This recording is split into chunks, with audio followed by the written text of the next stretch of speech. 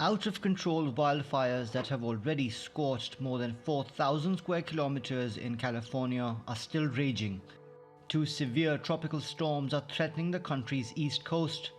And with more than 5.7 million cases, the US is suffering the world's worst COVID-19 outbreak. And in the middle of all this, Donald Trump's re-election campaign kicks off on Monday at the Republican National Convention. It's unfortunate timing to say the least, so he's busy putting out fires, literally and figuratively. He sent 26,000 personnel to fight the California wildfires and has pushed through emergency approval of blood plasma transfusions to treat coronavirus patients. This is a powerful therapy that transfuses very, very strong antibodies from the blood of recovered patients to help treat patients battling a current infection. It's had an incredible rate of success. Today's action will dramatically expand access to this treatment. Rising cases in other countries are prompting different responses from authorities. The French government is delaying the launch of an economic stimulus package and ruling out another lockdown despite recording its highest daily increase in cases since May. Likewise, India's government is easing restrictions even as the number of COVID-19 cases tops 3 million. In Singapore, more than 4,800 workers have been placed in quarantine, while South Korea has banned social gatherings over new outbreaks there. And New Zealand's government is extending a lockdown in Auckland through the end of this month after a jump in infections. As I look around the world and at the experience of others, we are still of the view that now, more than ever, a stamp-it-out strategy is best for our people and for our economy, for the long-term well-being of New Zealand. That means every time we see cases, we act, we test, we trace, we isolate, and we repeat as many times as we need. And we work incredibly hard to limit the impact of COVID on everyone. Meanwhile, Italy has begun administering an experimental immunization to 90 volunteers. It's among dozens of vaccines under development globally. But the World Health Organization is calling on world leaders to do more to support its COVAX Global Vaccines Facility. More is urgently needed to continue to move the portfolio forward.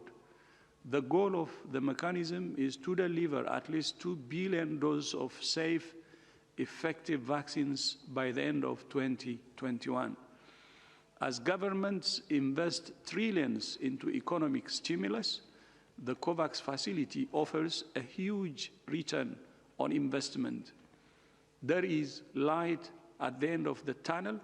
Back in the US, President Trump is also reportedly considering fast-tracking a vaccine being developed by AstraZeneca and Oxford University. If it works, it could be the shot in the arm his campaign needs. Mobin Nasir, TRT World. Well, for more on this, Sarah Pitt joins us live now from Brighton in the UK. She's a principal lecturer at the University of Brighton's School of Pharmacy and Biomolecular Sciences and a fellow at the Institute of Biomedical Science. Welcome to Money Talk, Sarah. Now, can we start with the US situation first? Because the latest Johns Hopkins University data shows that the number of new cases in the US has been steadily declining over the past few weeks. Surely this is a good outcome, but can you tell us what's behind it? What is the US finally doing right now? Well, I think that the US, like most other countries, have finally got to grips with how to control the virus, the social distancing and testing people and finding out where there are clusters of cases and then isolating those people, and just sort of the general infection control things that everybody is doing around the world. It's taken some countries a bit longer to really get to grips with it, mainly I think because of the actual the sheer number of cases that they've had in somewhere like the US. It spread very, very, very rapidly, very fast. And so it looks as though they're finally starting to get it under control, which is a very good thing. Now, over the weekend, as we heard in the story there, Donald Trump announced that the FDA was approving a new plasma treatment for COVID-19, which involves antibody-rich plasma from patients who've recovered from the disease. What do you make of this announcement, and is this treatment safe? I think it's important to remember that it says, or to note that it says that it's an emergency. He's approved for it for emergency use. The FDA have approved it for emergency use. And so what they're saying is it's safe. Now, that doesn't necessarily mean that it's very effective.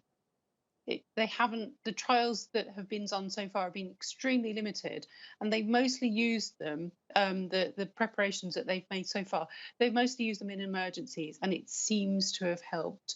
But the actual sort of proper clinical trials that we need to do to see whether it really is really safe and really works haven't actually been done yet. So it's kind of early days, and I'm assuming that the fact that it's been licensed for use will mean that it will then go into the clinical trials, which are really needed before you could actually start saying it's the thing that we should be using to treat people with.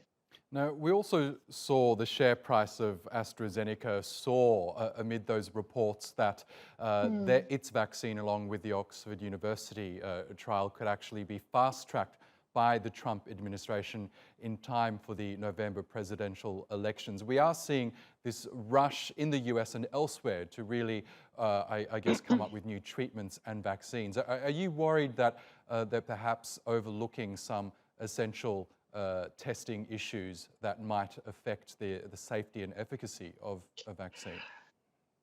Well, again, I think it's important to notice that the AstraZeneca vaccine is being made in conjunction with colleagues at the University of Oxford here in the UK, and it's just gone into third phase clinical trials, and they're estimating that it might be ready by Christmas in a small number of doses, which we potentially in the UK might give it to vulnerable people in the UK, and we don't expect it to be ready to roll out to everybody until at least the spring of next year. So I'm not quite sure whether it will be ready to be used in the UK by November, because it doesn't look as though it will be.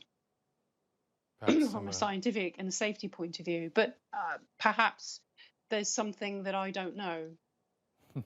Perhaps some political pressure as well. Sarah Pitt, thank you so much for joining us from Brighton in the UK.